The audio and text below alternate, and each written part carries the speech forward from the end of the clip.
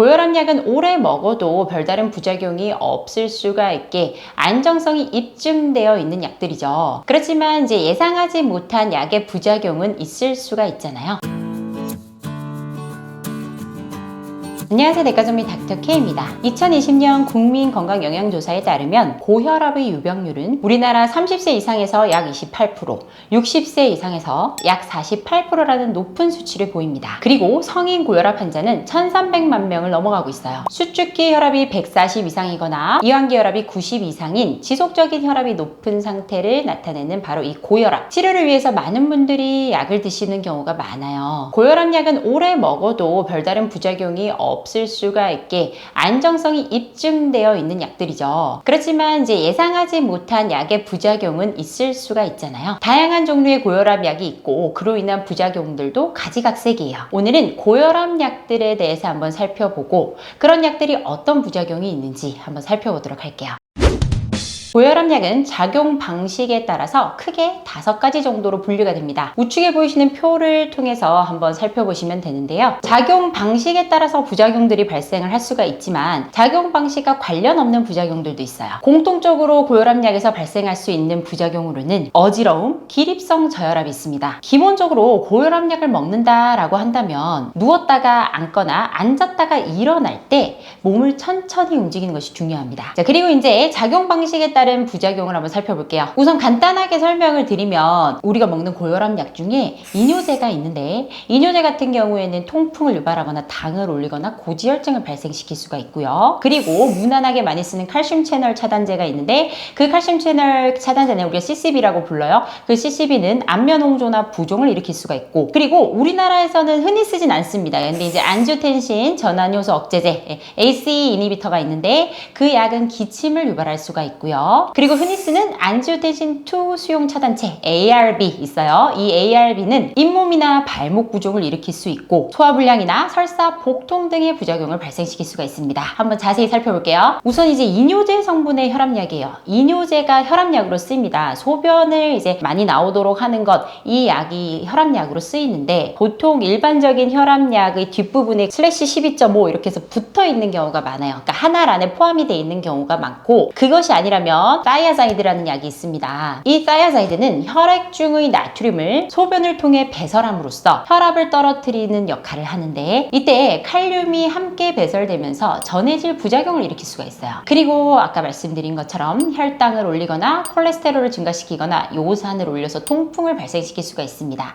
그렇지만 우리가 흔히 이제 25mg짜리 하나를 반을 잘라서 12.5mg을 쓰거나 아니면 이제 아까 말씀드린 것처럼 하나에 포함이 되어 있는데 그렇게 저용량을 쓸 때는 이런 부작용들이 흔히 발생하지는 않습니다. 그렇기 때문에 저용량을 쓰는 경우에는 너무 걱정을 하지 않으셔도 됩니다. 그리고 두 번째로는 베타 차단제, 베타 블로커라는 약이 있어요. 교감식염 말단에서 작용하는 노르에피네프린이나 에피네프린이 작용하는 베타 수용체를 차단하는 약물이에요. 베타 수용체를 선택적으로 차단을 하면 심근수축력과 심장 박동수가 감소를 하게 되는데 그럼으로써 심장의 부담을 줄여주고 혈압까지 낮추는 효과를 가집니다. 주로 이제 맥박수가 빠른 젊은 고혈압 환자한테서 좀 많이 쓰는 편이에요. 그리고 고령에서 만성 심부전이 심할 때 이 약을 이제 꼭 써야 합니다. 하지만 이 약도 이제 부작용이 있죠. 서맥, 맥박이 빠를 때 써서 맥박을 좀 이렇게 낮춰주는 역할을 하다 보니까 심장이 또 오히려 너무 천천히 뛰는 경우가 생겨요. 그리고 저혈압이 생기고 그러다 보니까 사지의 냉감, 손발이 차고 손발이 좀 마비된 것 같고 이런 느낌이 드는 경우가 많습니다. 그리고 구토, 구역질, 설사나 변비가 발생할 수 있고 무력하거나 피로하거나 뭐 이럴 수가 있고요. 혈당을 조금 올리는 그런 또 부작용도 있고 그리고 이제 이 베타 블로커 계열 약이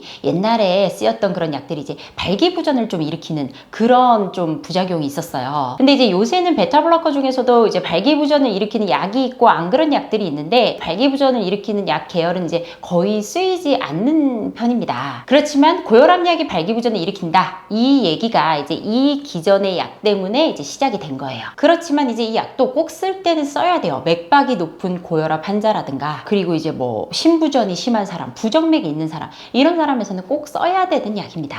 이 베타 블로커에는 비소프롤롤, 그리고 뭐 카베딜롤, 뭐 이런 약들이 이제 쓰이고 있어요. 세 번째 약으로는 칼슘 채널 블로커가 있습니다. 칼슘 채널 블로커가 사실 이제 요새 가장 많이 쓰이는 약이에요. 뭐 이제 여러분 들어보셨죠? 노바스크, 암로디핀, 뭐 이런 계열들인데, 이 칼슘 채널 블로커는 말 그대로 칼슘 채널을 차단해서 평활근을 이완시키는 역할을 해서 혈관을 이완시켜주는 그런 효과를 가져요. 이 칼슘 채널 블로커는 두 가지 계열이 있습니다. 이 칼슘 CCB 안에도 두 가지 계열이 있는데, 디하이드로피리딘하고 non-디하이드로피리딘, DHP 그리고 NDHP 뭐 이렇게 나눠요. 그런데 이 두 가지 계열의 차이점은, DHP는 혈관에 선택적으로 작용을 해서 혈관 이완 작용이 강하고 고혈압을 낮추는 데 주로 쓰이고, non-DHP는 심장에 주로 작용을 합니다. 심장. 그래서 고혈압 약보다는 오히려 부정맥 약이다, 심장 약이다, 이렇게 좀 쓰이고 있어요. non-DHP는 그래서 이제 꼭 써야 하는 사람한테만 쓰는 약들인데, 베라파밀, 딜티아젠 뭐 이런 약들이 있습니다. 그리고 이 CCB 계열의 약들은 변비나 두통을 일으키는 부작용이 있고, 심장박동을 좀 너무 빨라지게 하는 경향도 있고, 그리고 안면 홍조라든가 부종 같은 부작용들이 있습니다. 근데 이제 사실 부작용이 거의 없는 약이라고 보시면 돼요. 이러한 부작용도 사실 흔하지가 않아서 우리가 이제 요새 가장 많이 first choice로 거의 이제 쓰는 약인데, 여기서 또 살짝 또 팁을 하나 알려드리면, 고혈압 환자 중에서 이 CCB 계열의 약을 드시는 분들, 노바스크, 암로디핀 같은 계열 있어요. 딱 이게 육각형 모양의 그런 약이 있거든요. 조금 긴 육각형이죠, 그죠? 육각형 모양의 약이 있는데, 그 약을 드시는 분들 같은 경우에 이제 자몽 주스를 이 약이랑 같이 드시면 안 된다고 알려져 있습니다. 이 자몽 주스가 칼슘 채널을 블락하는 그 역할을 좀 더 증가시키기 때문이라고 알려져 있어요. 그렇기 때문에 약 드시기 1시간 전이나 1시간 후에는 자몽이나 자몽 주스를 드시지 않아야 합니다. 아시겠죠?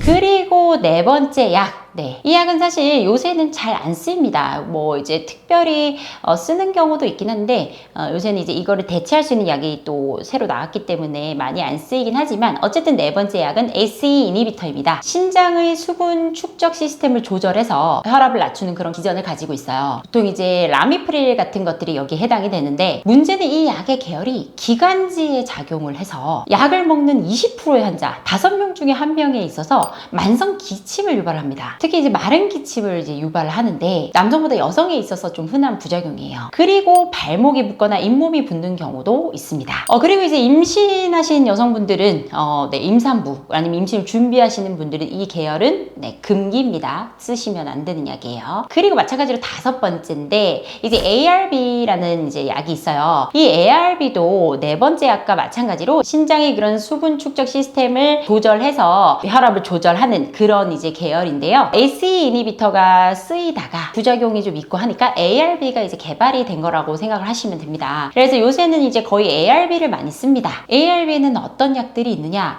이제 너무나 많아요, 사실. ARB도 요새 이제 그 CCB와 더불어서 거의 first choice로 쓰이는 그런 약이에요. 이제 어떤 거를 first choice로 쓸 것이냐는 이제 사람마다 좀 다릅니다. 의사마다도 다르고 그 환자 각 개별 특성에 맞추어서 이제 쓰게 되는데, 이 ARB에는 종류가 정말 여러 가지가 있는데, 예전에 이제 혈압약이 하면 이슈가 된 적이 있죠. 뭐 발암 성분이 들어있다 하면서 엄청난 혈압약들이 퇴출이 한번 된 적이 있었는데, 그게 이제 발살탄 계열의 약들인데, 그런 발살탄 계열의 약에는 발살탄이란 약만 있는 게 아니고 발살탄 뒤에 아까 말씀드린 이뇨제를 붙여서 발살탄에 슬래시 12.5 이뇨제 이렇게 붙인 약들도 존재하고, 그리고 발살탄에다가 CCB 그 암로디핀을 붙인 약도 존재를 해요. 그래서 이런 여러 가지 이제 계열들이 있는데, 이 종류별로 이제 발살탄을 기준으로 여러 가지를 붙인 약들이죠. 이 발살탄을 기준으로 하는 약들이 이제 ARB에 해당이 되고, 발살탄과 이제 동일하게 텔미살탄, 로살탄 같이 이제 앞에 글자들이 다르고 뒤에 살탄이 붙은, 그리고 그 뒷부분에는 이제 12.5가 붙거나 5가 붙거나 아니면 이제 이 살탄 계열들의 용량이 틀려지거나 이런 식으로 해서 각 약마다 정말 이제 이 수천 가지 약들이 이제 존재합니다. 대부분의 경우에는 특히 젊은 분들 같은 경우에는 이 ARB가 사실 이제 콩팥하고 심장을 보호해주는 순기능이 있기 때문에 거의 이제 뭐 first choice로 쓰이는 경우가 많아요. 그런데 이 ARB는 네, 잇몸이나 발목을 붓게 할 수 있는 부작용이 있고, 어떤 경우에는 고칼륨 혈증을 일으키는 경우도 있고, 그리고 안면 홍조나 이런 것들을 일으키는 경우도 있지만, ACE 이니비터보다는 부작용이 훨씬 덜하기 때문에 요새 이제 ARB가 많이 쓰이고 있습니다.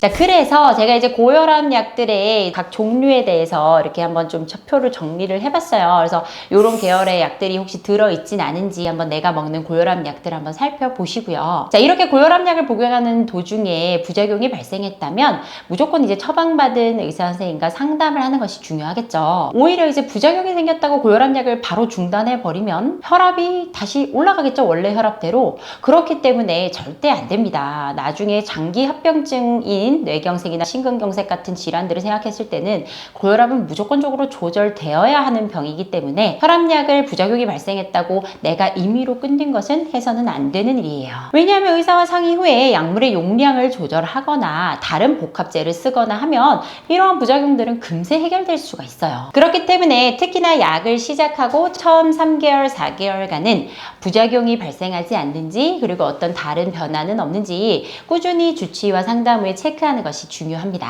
그리고 또 중요한 것은 처방에 따라서 매일같이 한 알 꾸준히 복용하는 게 참 중요해요. 오늘 이렇게 고혈압약의 부작용에 대해서 살펴봤습니다. 오늘 들으신 내용이 마음에 드시면 구독과 좋아요, 알림 설정 부탁드릴게요. 감사합니다. 내과점의 닥터 K였습니다.